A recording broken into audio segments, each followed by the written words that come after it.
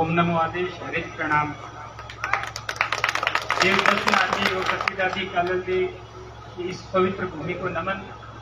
पंचासीन श्रद्धेय महंत जी श्रीमान मोहननाथ जी ज्ञानी हमारे बीच में पधारे, माननीय सांसद बड़े भाई श्रीमान हनुमान जी बेनीवाल साहब, युवा ऊर्जावान अधिकारी के रूप में बीकानेर संभाग में हम सबके चहेते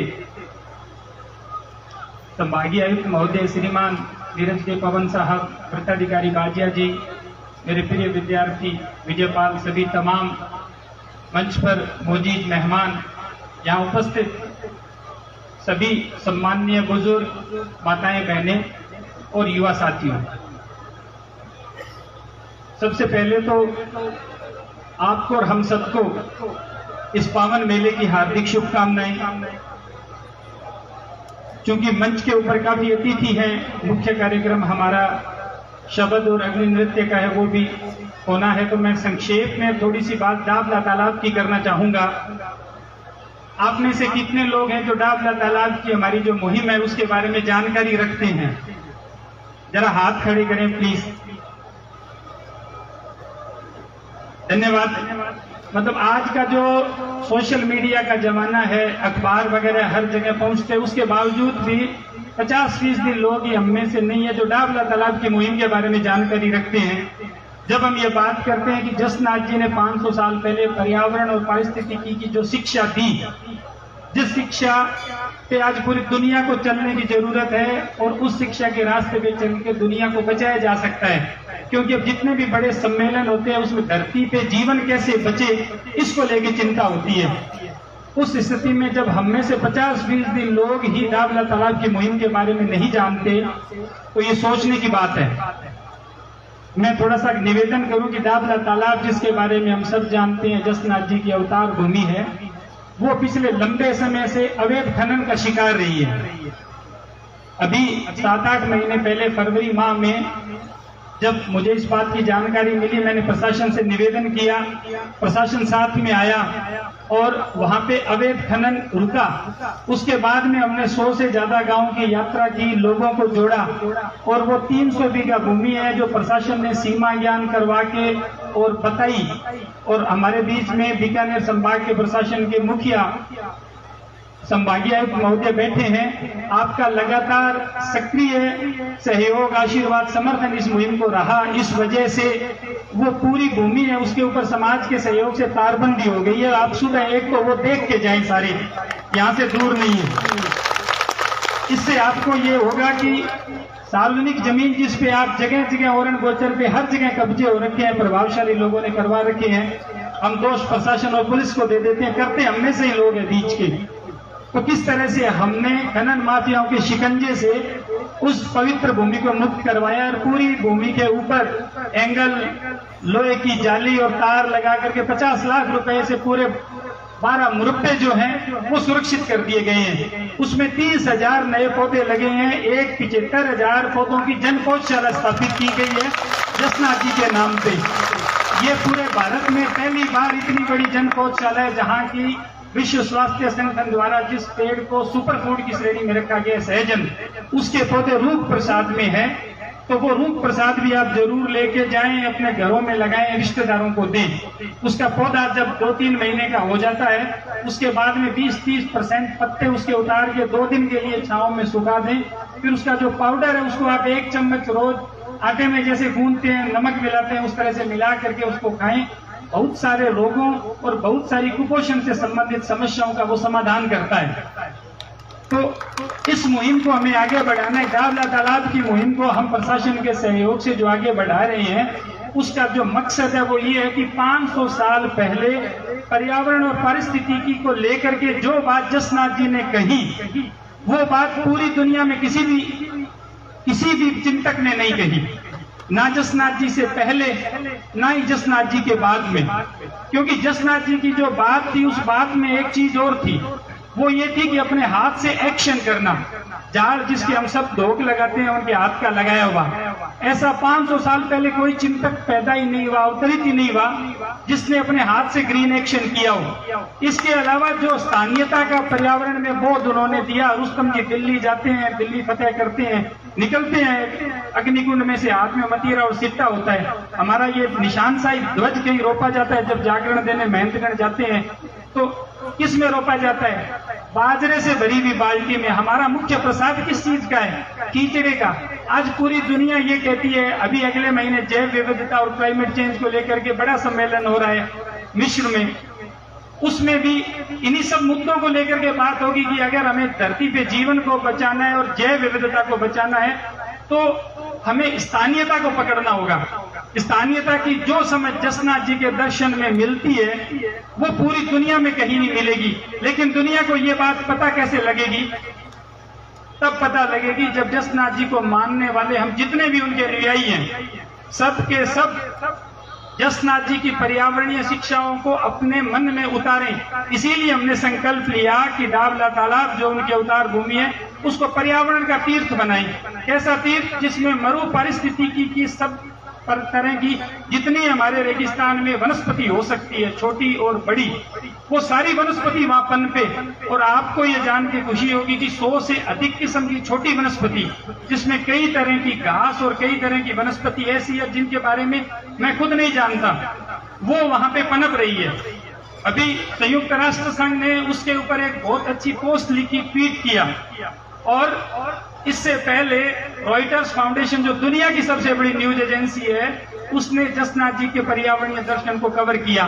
तो अब ये जागने का समय आ गया है। हम सब लोग जो अवतार भूमि की मुहिम है दावला तालाब की, उस मुहिम के साथ में जुड़ करके अपना तन मन और धन से योगदान दें। उस योगदान के जरिए, क्योंकि वो काम बहुत बड़ा है, सरकार प्रशासन सहयोग कर रही है, लेकिन उसमें जो पैसा खर्च हो रहा है वो सरकार का नहीं, समाज का हो रहा है। तो उस मुहिम को आप सब लोग सहयोग दें, क्योंकि हम सब अगर सामूहिक रूप से लगेंगे तभी वो मुहिम सिरे चढ़ेगी। जो खोदने वाले लोग थे और उनके आगे जो उनके कारिंदे हैं, वो पहले दिन से ही हम सब लोगों की जान के दुश्मन हो रखे हैं।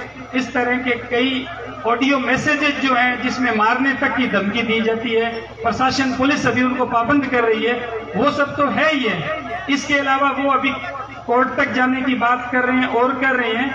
तो इन सब चीजों में हमें समझना होगा। और तो और इससे ज्यादा दुख की क्या बात होगी कि मंदिर के जो पुजारी है लिखमनाथ जी, वो जा करके और थाने में एक इस्तगासा दे आए इस बात का कि बहादुर मल जी सिद्ध और बिशननाथ जी, जिन लोगों ने संस्थागत वन मंडल बनाया है, ये वहां दावला तालाब पे कब्जा कर रहे हैं और वहां गुंडे बिठा रखे हैं।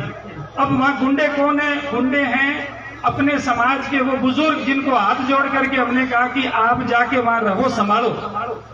तो स्थितियां इतनी विकट है। तो इस विकट स्थिति में हम सबको समझना होगा कि अगर हमारे उस मंदिर के पुजारी इस तरह से आचरण कर रहे हैं तो उनके पीछे कितनी बड़ी और किस तरह की शक्ति होगी। अभी आप जाएंगे तो वहां पे उन्होंने कोई रसीद काटने का सिस्टम भी बना रखा है। ये मेरी बात का विषय नहीं है, पर मैं सिर्फ इसलिए बता रहा हूं कि श्री देव जसनाथ संस्थागत वन मंडल जो गठित किया गया है, उसमें पहले दिन ही मैंने ये निवेदन कर दिया था कि इसमें एक पैसा भी नगद में नहीं लिया जाएगा, ना ही कोई रसीद कटेगी, ताकि समाज का जो पैसा है, हालांकि मैं इसमें कोई पदाधिकारी नहीं हूँ, कुछ नहीं हूँ, पहला चंदा मैंने दिया और दे करके बाकी से निवेदन किया कि अब आप दो। और वो मैं इसीलिए उसमें किसी भी भूमिका में नहीं हूं ताकि मैं मेरी बात पूरे नैतिक बल से कह सकूं। पर चूंकि उस मुहिम की अगुवाई कर रहा हूं इसलिए मेरी ड्यूटी बनती है। तो वहां जो रसीद भी कट रही है, आपकी श्रद्धा और मंदिर के नाम पे आप कुछ भी दो, वो आपका मामला है, पर उसमें इस संस्था का और पर्यावरण की मुहिम का कोई लेना देना नहीं है। तो ठगी कमा ना आ जाइए, ये आपसे निवेदन हम कर रहे हैं। और ये मामला मुश्किल है, लेकिन इस मामले में सबको मजबूती से खड़ा रहना होगा, क्योंकि ये अगर मुहिम नीचे गिर जाती है तो बात श्याम सुंदर जानेंगी कौन है, क्योंकि मन की सरकार तनख्वाह मिला भी मैं 1 रुपये कम को नहीं है, उल्टो भटक जाऊं जना रोज ही खर्चो लागे। पहले दिन पैसे दे करके शुरुआत की, यात्रा में गए तो मैंने पहले ही नियम बना दिया कि चाय भी संस्था के पैसे की नहीं पीनी है। जो गाड़ी की उसका सारे का पैसा जो है वो हम लोगों ने आपस में बांटा। अभी जो रूप प्रसाद की 75,000 पौधे तैयार हो रहे हैं, पहली बार प्रयोग कर रहे हैं, तो लगा कि पौधे अगर कामयाब नहीं हुए संस्था का पैसा खराब हो सकता है। 1,10,000 रुपए का बीज आया, पूरा बीज तनख्वाह से खरीद करके मैंने दिया कि खराब होगा मेरी तनख्वाह का होगा।